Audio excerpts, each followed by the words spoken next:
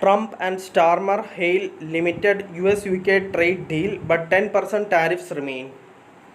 US President Donald Trump and British Prime Minister Keir Starmer on Thursday announced a limited bilateral trade agreement that leaves in place Trump's 10% tariffs on British exports, modestly expands agricultural access for both countries, and lowers prohibitive US duties on British car exports. The general terms agreement is the first of dozens of tariff lowering deals that Trump expects to land in coming weeks after upending the global trading system with steep new import taxes aimed at shrinking a $1.2 trillion US goods trade in on a speaker phone, a US Treasury US goods trade deficit. Trump hailed the deal in the Oval Office with Starmer patched in on a speakerphone as US Treasury Secretary Scott Bessent and top trade negotiator Jamieson Greer head to Switzerland to launch negotiations with Chinese negotiators. He pushed back against seeing the UK deal as a template for other negotiations, saying that Britain made a good deal and that many other trading partners may end up with much higher final tariffs because of their large US trade surpluses. In April, Trump imposed reciprocal duties of up to 50% on goods from 57 trading partners, including the European Union, pausing them days later to allow time for negotiations until July 9th. He has also heaped new 25% tariffs on auto imports, ended all exemptions on steel and aluminum duties, and announced new tariff probes on pharmaceuticals, copper, lumber, and semiconductors. This week, he added movies to the list.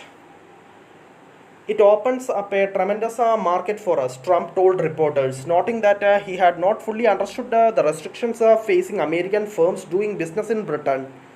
This is a really fantastic, historic day, Starmer said, noting that the announcement came nearly at the same hour 80 years ago when the World War II ended in Europe.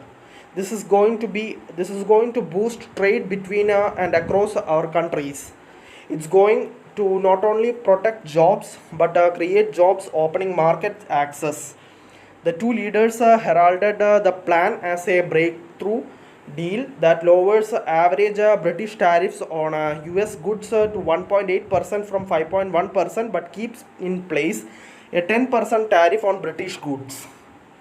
A UK official told reporters that the United States and the United Kingdom have more serious work to do, and noted the deal did not include Washington's demand for restructuring of Britain's digital service tax, levied at 2% of UK revenue for online marketplaces. Washington could revisit the issue, but there was no agreed process for doing so, the official said. This is not a finished classic bells and whistles free trade agreement.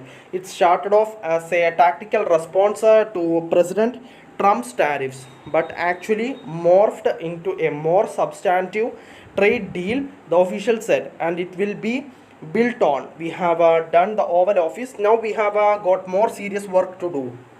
Trump's first trade deal fueled a rally on Wall Street, sending major US indexes briefly up over 1%. The S&P 500 passenger airlines index closed up 5.4%, led by a 7.2% surge in Delta Airlines, as US Commerce Secretary Howard Lutnick said British-made Rolls-Royce engines would enter the US duty-free.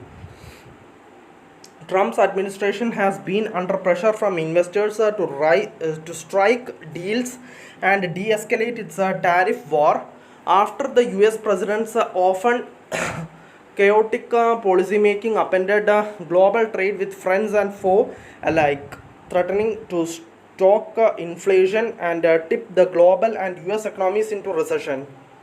Lutnick told CNBC on Thursday that Washington will roll out dozens of trade deals over the next month.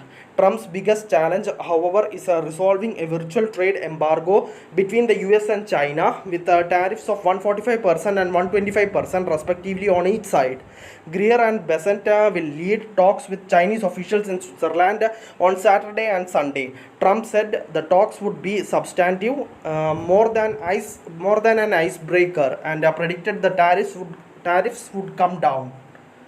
Warm relationship, some disappointment. The British American Business Group expressed disappointment that the deal leaves in place Trump's 10% tariffs for many products, including cars, raising costs for UK exporters.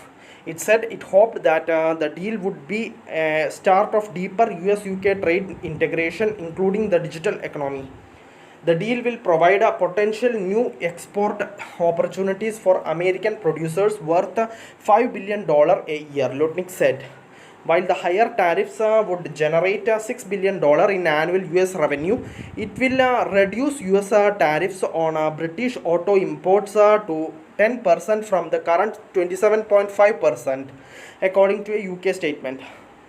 The lower rate will apply to a quota of 1 lakh British vehicles, almost the total exported to the US last year. US tariffs on imports from the struggling UK steel industry will fall to zero from 25%, while Britain's 19% tariffs on US ethanol will fall to zero through a 1.4 billion liter, that is 370 million gallon quota that far exceeds US exports last to the UK last year. Both sides have agreed to new reciprocal market taxes on beef, with UK farmers given a first ever tariff-free quota of for 13,000 metric tons. There will be no weakening of UK food standards on imports despite repeated entreaties by the UK side. Crucially, there will be no weakening of UK food standards on US beef imports, which was an election manifesto pledge for the Labour government. That means US beef bred with growth hormones still won't be allowed in. US Agriculture Secretary Brooke Rollins said the deal would exponentially increase US beef exports to Britain. But much depends on whether American beef could compete with the British beef on price and find favor with British consumers. Currently, 100% of the fresh beef sold in Britain's two biggest supermarket chains, Tesco and Sainsbury, is British and Irish. Details were scant on tariffs on UK pharmaceuticals imports, which could damage AstraZeneca and GSK. Although a White House fact sheet said the deal would create a secure pharma supply chain. The US agreed to give Britain preferential treatment in any further tariffs imposed under Section 232 national security investigations, which include ongoing probes of pharmaceutical and semiconductor imports. GSK and AstraZeneca declined comment. In addition to assurances future-proofing Britain from additional sectoral tariffs, the UK official also welcomed Trump's assurance during the Oval Office event on finding ways to avoid his new push to tariff foreign-made movies. Starmer's government has been seeking to build new trading relationships post-Brexit with the US, China and the European Union without moving so far towards one bloc that it angers the others. With the British economy struggling to grow, the tariffs had added to the pressure on his government. Jaguar Land Rover paused its shipments to the US for a month, and the government was forced to seize control of British steel to keep it operating. Economists and one FTSE 100 chief executive said the immediate economic impact of a tariff deal was likely to be limited, but that trade agreements in general would help long-term growth. Britain struck a free trade agreement with India this week. Thank you for listening. Thank you for watching. Thank you everyone. Bye.